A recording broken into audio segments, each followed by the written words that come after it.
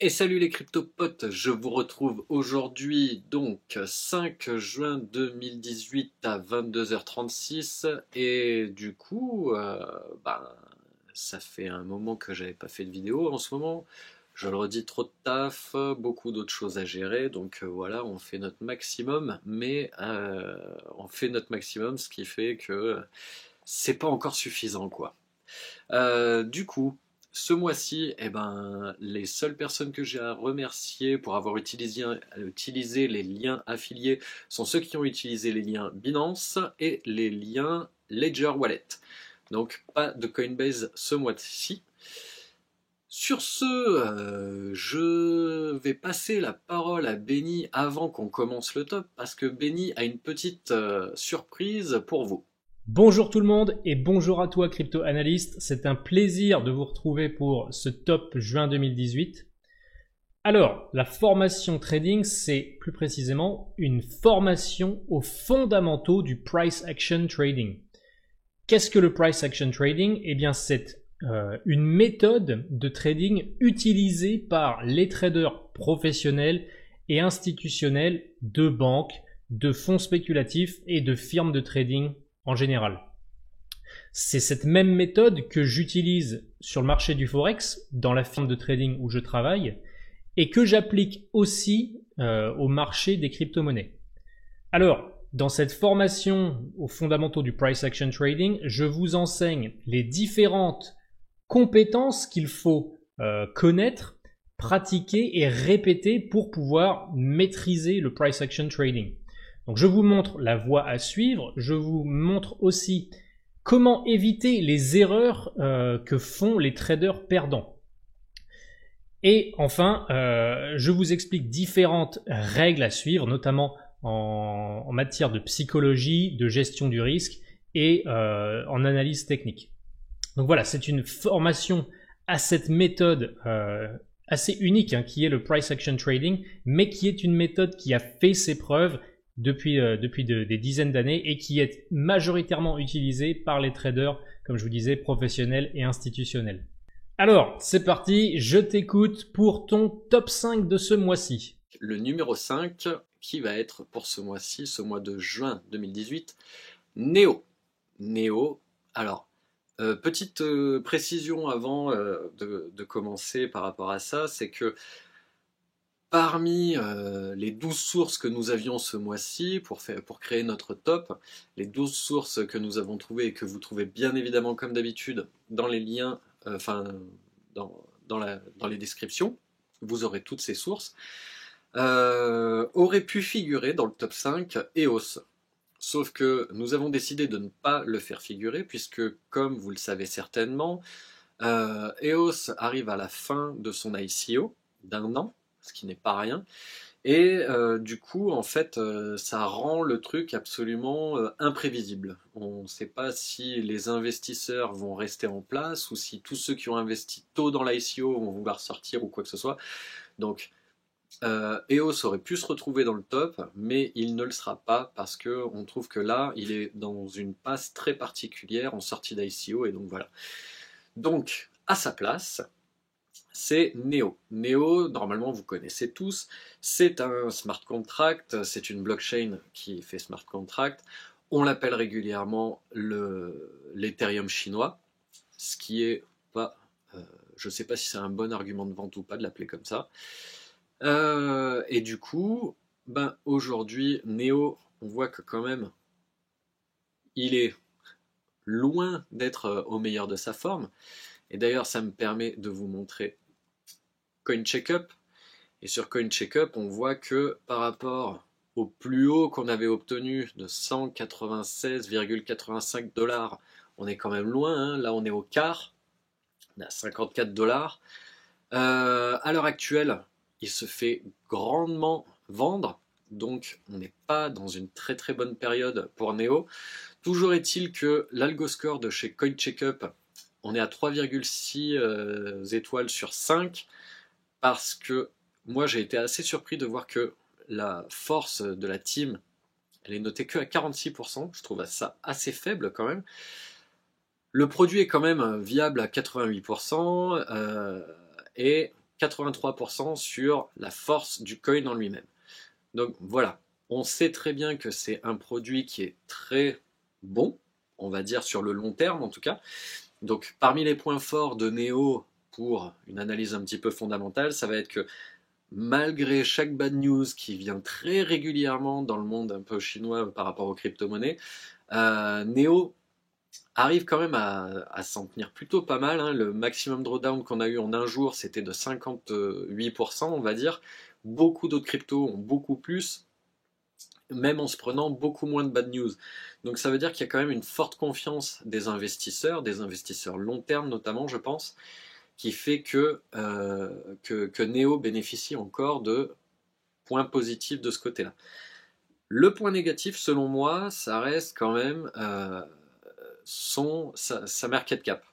C'est-à-dire que aujourd'hui, Neo est 11e, il a un market cap de 3,5 milliards et presque 100 millions journaliers. Ce qui est même, enfin, si on reste avec la capitalisation globale actuelle, ça va être difficile de faire mieux, ça va être difficile de remonter. Le potentiel bénéfice-risque est quand même pas fantastique. Mais qu'est-ce que toi tu peux nous en dire sur le court terme? Benny, à toi. Ok, pour Neo, on peut clairement identifier en graphique journalier une zone support long terme entre les 44 et les 48 dollars.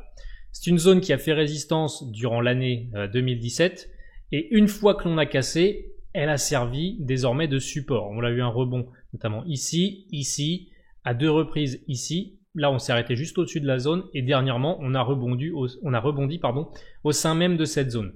Donc là, il ne faut pas chercher midi à 14h. Tout retour potentiel de Neo sur cette zone doit être acheté. À plus court terme, si jamais on ne retourne pas sur cette zone, car on pourrait avoir une reprise haussière du marché, c'est une possibilité, eh bien la zone, le signal d'achat se ferait sur cassure de cette résistance ici, la résistance aux alentours des 58 dollars. Je vais la mettre en rouge. Voilà, c'est une zone qui avait stoppé Neo durant la période de baisse et une fois cassé à la baisse, maintenant qui fait office de résistance, qui a stoppé le dernier mouvement de hausse. Donc si l'on devenait passer au-dessus de cette zone, là aussi on pourrait avoir notre signal acheteur sur Neo. Alors, qu'est-ce que tu nous réserves en numéro 4 ? Eh bien écoute, en numéro 4, c'est pas compliqué. On a Icon. Icon qui, comme toutes les courbes de toutes les cryptos depuis janvier, bien évidemment, c'est bien ramassé la gueule. Icon, pour ceux qui ne le savent pas, du coup, c'est sa fonction principale, c'est de connecter les différentes blockchains. On en a déjà parlé sur Crypto Analyst, donc je ne vais pas encore une fois m'éterniser. Il y en a beaucoup sur lesquels on a déjà parlé, donc je fais des analyses très rapides, simplement vous rappeler les fonctions principales, les points positifs, les points négatifs. Les points positifs d'Icon, c'est de faciliter la communication entre les différents composants d'un système. Et donc, connecter les blockchains, on sait que là, ça va être un atout majeur pour certaines sociétés d'arriver à proposer quelque chose de viable de ce côté-là, parce qu'avec la multiplication perpétuelle des cryptos, on sait qu'il faut arriver à faire communiquer les blockchains, donc ça, c'est très très bon. Donc, il y a beaucoup de partenariats à venir, encore une fois pour Icon. Ça fonctionne déjà, ça c'est quand même un point positif qui n'est pas à dénigrer, c'est que c'est pas simplement un jour Icon va faire ça, c'est Icon fonctionne. Et il travaille déjà auprès d'assurances, d'hôpitaux, de banques, d'universités, de sécurité, etc. Le point négatif, enfin les points négatifs, c'est qu'ils sont encore jeunes, ils sont là que depuis octobre 2017, donc ils ont pu bénéficier du gros rush de décembre, mais derrière on voit qu'on est, comme pour les autres cryptos, on a rattrapé l'anomalie. Et bien évidemment, il y a beaucoup de concurrence dans ce domaine-là, dans le domaine de créer quelque chose pour faire communiquer les blockchains entre elles. Icon ne sont pas les seuls, malheureusement. C'est comme les crypto-monnaies et comme les smart contracts, ça se reproduit comme des petits pains, et donc du coup, après, c'est un peu difficile de faire son choix. Il y a une strong sell aussi par rapport à Icon en ce moment, donc attendez de voir. De toute façon, on l'a redit, hein, le petit truc qu'on vous met au début de la vidéo, attention, ce n'est pas du conseil en finance ou quoi que ce soit, faites vos propres recherches. Là, à l'heure où je vous parle, on est dans une grosse, presque une panique de vente. Donc, faites attention avant d'entrer dans Icon. Regardez un petit peu qu'est-ce qui va se passer, et puis Benny va nous en dire aussi un peu plus pour le court terme. En tout cas, on est à 3,5. Je crois que c'est le plus bas qu'on ait. Oui, c'est ça. Je crois que c'est le plus bas taux de confiance que l'on ait. Alors, Benny, qu'est-ce que tu peux nous en dire pour le court terme, s'il te plaît? Alors, Icon, lui, on va l'acheter contre des bitcoins. Donc, on va s'intéresser à Icon contre le bitcoin. Qu'est-ce qu'on peut voir? On peut voir que on a une zone, ce que j'appelle les zones long short. Ce sont des zones, tant qu'on est au-dessus, on veut être acheteur, et tant qu'on est en dessous, clairement, on veut pas se placer à l'achat, on cherche surtout des ventes. Cette zone, elle est entre les 3630 Satoshi et 3800 Satoshi. Donc regardez, hein, c'est cette zone qui avait permis de nombreux rebonds. Et une fois cassée à la baisse, alors là on a eu un faux breakout, mais elle a fait office de résistance à de nombreuses reprises. Puis quand on repasse au-dessus, elle fait support. Lorsqu'on repasse en dessous, elle est résistance. Donc là, pour l'instant, on est en dessous cette zone. Donc on n'achète pas Icon tant qu'on ne repasse pas clairement au-dessus de cette zone. Donc idéalement, on repasse au-dessus, on a un pullback, c'est-à-dire un retour du prix au sein même de la zone. Et là, on aurait notre signal d'achat sur Icon contre le Bitcoin. Ça, c'est assez clair. Qu'est-ce que tu nous réserves en numéro 3? Merci à toi. On passe du coup au numéro 3 qui est pour ce mois-ci, pour le mois de juin, Nano. Nano, comme vous le savez, pour certains, c'est l'ancien Reblox. Si vous ne vous êtes pas mis à la page, ouais, vous pouvez aussi vous mettre à la plage, ça peut être cool. Mais alors, pas avec vos cryptos en ce moment, hein. Du coup, Nano, ancien Reblox, changer de nom, ça leur a pas fait, ça leur a pas fait sauter le prix quand même.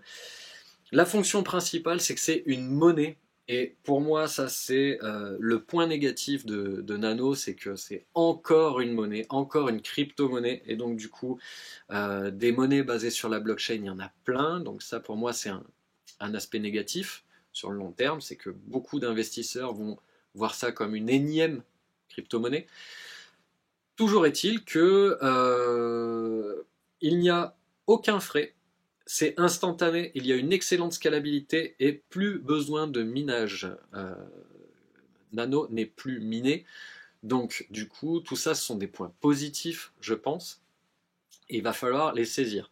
Si on se réfère au top qu'il y a eu, qui était de 34 dollars, hop, je crois que voilà, là, 34 dollars, et qu'aujourd'hui on est à 3,79, et ben on a encore de la marge qui est possible, sauf que il n'y a pas si longtemps, encore au moment où c'est passé de Reblox à Nano justement, si mes souvenirs sont bons, ils étaient arrivés à être 20e au CoinMarketCap global, et aujourd'hui ils sont en train de rediminuer, donc alors je ne sais pas comment est-ce qu'on peut interpréter ça objectivement. Moi j'ai des arguments pour et des arguments contre. À la fois ils ont diminué et ça c'est pas bon signe, et à la fois le fait de redevenir sur des bases où la capitalisation, leur capitalisation peut à nouveau faire un bond, ça peut être positif. Il est plus facile de faire de la plus-value quand on rentre sur des produits quand ils ont une petite capitalisation, bien évidemment. Mais bon, après, là, on a un 3,8, ce qui est très très bon, ce qui est parmi les meilleures notes. La qualité du produit, 98%, je pense que c'est vraiment dû à ça, hein, au fait qu'il n'y avait aucun frais, que c'était instantané, qu'il y avait une excellente scalabilité et qu'il n'y avait pas besoin de minage. Donc vraiment, c'est un produit qui est très très fort, 98 et 94%. En tout cas, vous voyez, tout à l'heure, je parlais des drawdowns. Là, on est à 77,5% qui est arrivé dans la même journée. Donc, c'est quand même un produit qui est extrêmement volatile, donc risqué pour votre portefeuille. Donc, attention. Il y a un beau rapport risque-bénéfice, mais enfin non, il faut le recalculer plus précisément. Et donc, pour le court terme, qu'est-ce que tu peux nous en dire, Benny? On attend ton analyse, merci. Nano, même chose, lui on va l'acheter en Satoshi contre des bitcoins. Techniquement, c'est moins joli, disons, sur Nano. On est clairement, c'est évident, dans une tendance baissière. On évolue néanmoins horizontalement depuis à peu près une semaine là sur Nano. On est venu chercher, voilà, on a trouvé un point bas aujourd'hui pardon. On a rebondi sur ce même point bas. Donc là, si on veut la jouer plus agressif, si jamais on retouche ce point bas, on peut à nouveau, voilà, jouer le scénario qu'il ferait office de support. Donc si jamais Nano devait revenir sur ce point bas, on peut à nouveau l'acheter. Si on veut la jouer plus prudent, eh bien on attend une cassure de cette résistance intermédiaire ici, voilà, entre les 5650 Satoshi et les 5750 Satoshi. On pourrait avoir une autre zone de résistance juste au-dessus, là entre les 6070 et les 6170 Satoshi. Donc là on a différents degrés en termes d'agressivité. Soit on achète le point bas ici, soit on achète, si on veut être un peu plus prudent, la cassure de cette résistance intermédiaire ici, soit si on veut vraiment essayer de la jouer le plus prudent possible, on attend la cassure haussière de cette résistance ici. Voilà. Vous avez différents scénarios possibles, à vous de vous adapter en fonction de votre aversion au risque. Je t'écoute pour ton numéro 2. Je te remercie. Tron, j'en parle tout le temps, j'ai l'impression que tous les mois je dois en parler, et ce qui m'étonne le plus, c'est que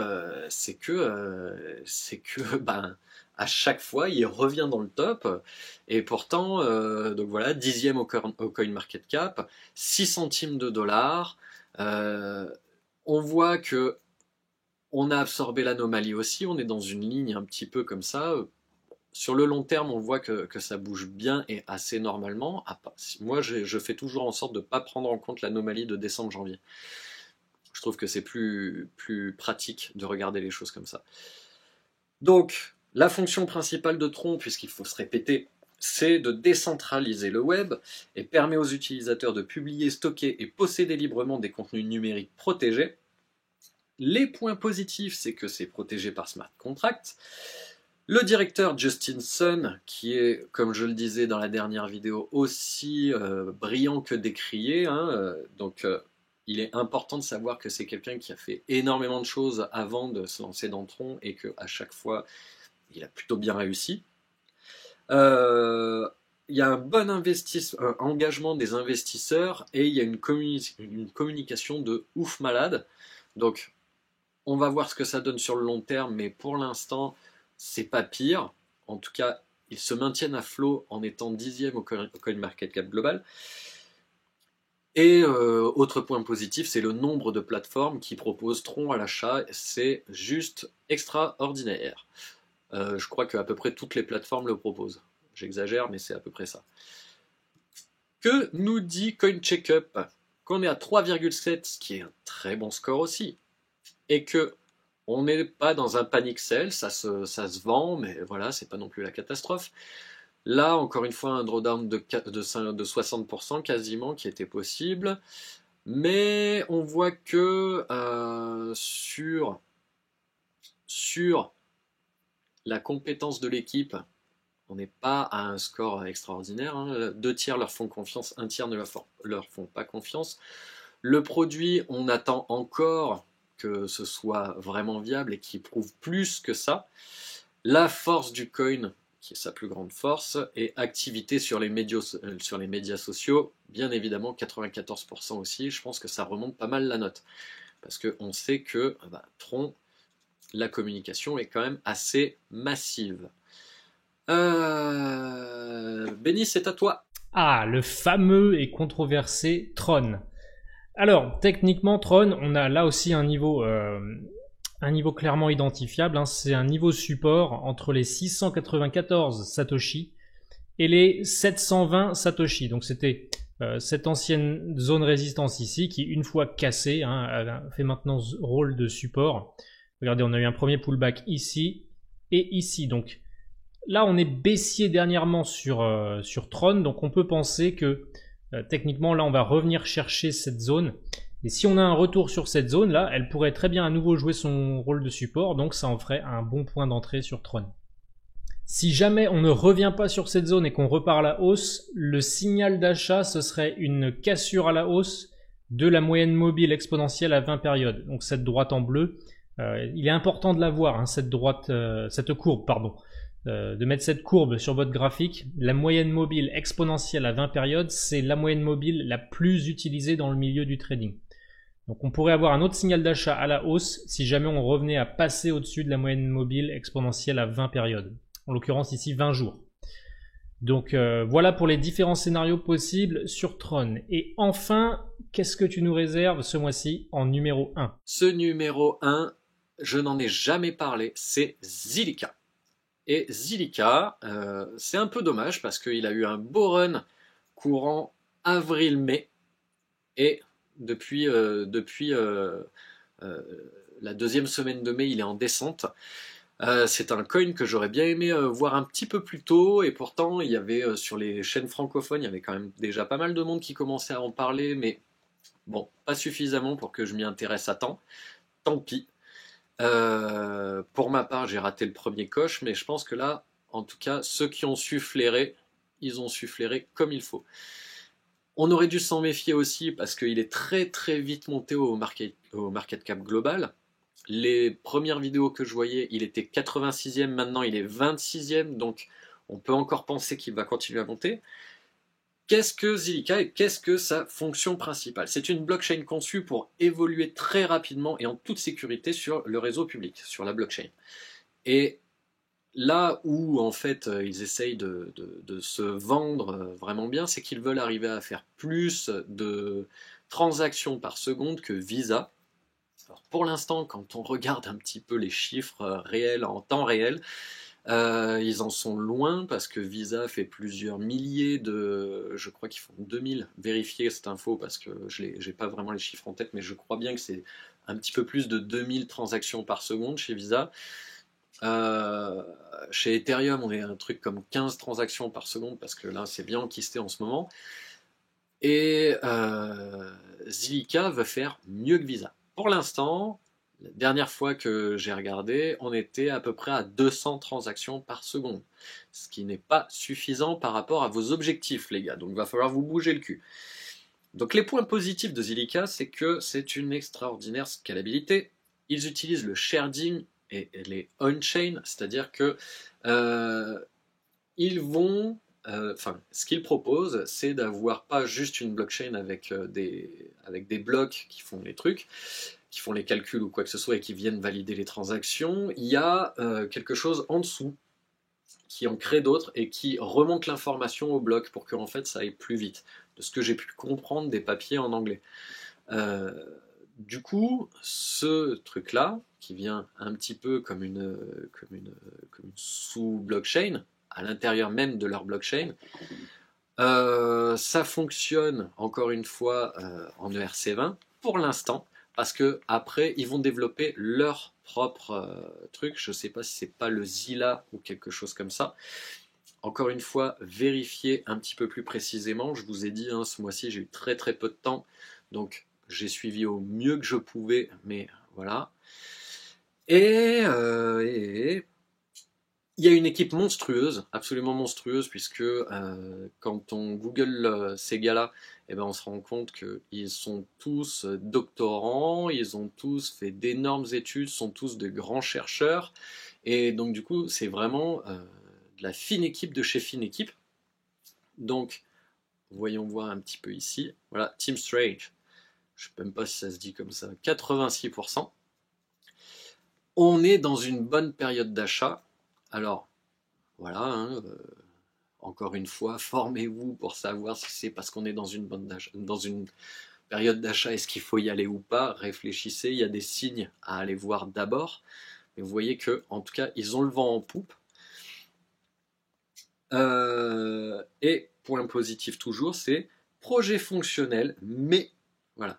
Mais parce que c'est ce que je disais tout à l'heure, ce que je trouve être un aspect négatif à Zilliqa à l'heure actuelle, c'est que leur projet est fonctionnel, mais pas aussi performant que prévu à ce jour.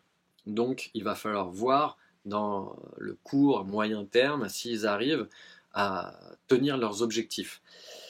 Point négatif, le market cap qui est déjà haut, hein. Le market cap qui est déjà haut, puisqu'ils sont 11e, c'est ça, non 26e, 26e. Et donc du coup, plus on monte et plus c'est difficile, et moins les possibilités exponentielles de votre capital diminuent. En tout cas, pas tant que le market cap global augmente de nouveau jusqu'à 800 milliards et 1000 milliards. Là, on sera tous bien refaits quand ce sera à 1000 milliards. Mais en tout cas, voilà. Market cap déjà haut, moi je pense pas que ce soit très bon. Pour le court terme en tout cas. Pour le moyen terme, déjà, je pense que c'est jouable. Équipe à 2 ans, mais token à 6 mois. C'est-à-dire que le token en lui-même, il est assez jeune. On attend encore de voir pas mal de choses. Mais pour autant, c'est une équipe qui fonctionne déjà. Zilliqa fonctionne déjà. Et ils sont déjà dessus depuis 2 ans. Beaucoup de concurrents, parce que ce ne sont pas les seuls qui veulent concurrencer la scalabilité d'Ethereum, créer du smart contract et pulvériser les transactions par minute d'Ethereum, qui veulent désengorger un petit peu, mais ils n'y arrivent toujours pas, alors que bon, eux, a priori, c'est peut-être plus facile de partir de zéro, a priori. Donc beaucoup de concurrents, Zilliqa le vent en poupe, mais on ne sait pas comment ça va se tenir. Le projet est fonctionnel, et ça, je l'ai déjà dit. Le projet est fonctionnel, mais pas aussi performant prévu. J'en ai fini avec ça. Du coup, c'est à toi, Benny. Je te laisse le mot de la fin par rapport à Zilliqa. Qu'est-ce que tu peux nous dire pour le court terme? Zilliqa, lui, a eu un très bon run sur les 2 derniers mois. Il a quasiment quintuplé. Donc depuis début avril jusqu'à début mai. Donc en un mois, il a quintuplé. Donc très bonne performance. Techniquement, qu'est-ce qu'on peut en dire et où est-ce qu'on peut se placer? Donc là, on a eu ce run à la hausse, parabolique. On consolide depuis, on corrige à la baisse. Et là, on voit qu'on est en train de mettre en place un potentiel range, donc une zone de correction horizontale avec 2 bornes. Donc on a pu identifier ces 2 bornes. On a une borne à la baisse, la borne support, entre les 1287 et les 1360 Satoshi. Donc là, tout retour dans cette zone peut être acheté. Et si jamais on venait à sortir de ce range à la hausse, ce serait en cassant la zone des 1770 à 1818 Satoshi. Donc là, si on avait une cassure à la hausse, là aussi, on pourrait acheter Zilliqa en attendant le pullback. Si jamais on casse, n'achetez pas tout de suite, attendez un pullback, c'est-à-dire un retour du prix sur la zone qui confirmerait que cette résistance devient maintenant support. Donc voilà, les 2 scénarios, soit on achète le support directement ici, soit on attend une cassure de la résistance, un pullback dessus, et là on achète. Voilà, c'est tout ce qu'on peut dire techniquement sur le top 5 de ce mois-ci. N'oubliez pas de jeter un œil à la formation trading, elle pourra vraiment vous aider à franchir un cap, et après avoir vu cette formation, déjà vous verrez le trading d'une manière complètement différente, et vous aurez les différentes clés en main et vous connaîtrez les différentes routes à suivre pour réussir dans le milieu du trading. C'était un plaisir de vous retrouver ce mois-ci. Je vous dis à très bientôt. À très bientôt à toi aussi, crypto-analyste. Ciao. Et je te remercie. Donc voilà, on va le redire encore une fois. N'oubliez pas qu'il y a donc 2 heures de formation gratuite si vous vous inscrivez au site crypto-formation.fr. Si vous êtes novice, ça va grandement vous aider. Et vous aurez aussi bien sûr 14 mails gratuits avec des vidéos, avec du contenu gratuit pour vous aider à moins vous faire plumer. Tout ça, c'est gratos. C'est pour pas que vous vous fassiez avoir si vous êtes novice. Et voilà, il y a toujours les formations, bien évidemment, pour être investisseur court terme ou investisseur long terme. Et bien évidemment, maintenant, les fondamentaux au price action trading. Vraiment une très très bonne formation de Benny qui, moi pour le coup, je lui avais demandé de faire quelque chose, je sais ce que je lui avais demandé, j'ai vu ce qu'il m'a donné en retour, et vraiment je peux vous garantir que c'est un très très très bon formateur et que c'est vraiment limpide. Donc allez-y, faites-vous plaisir, c'est dans la description. Sur ce, moi je vous dis au mois prochain. Ciao!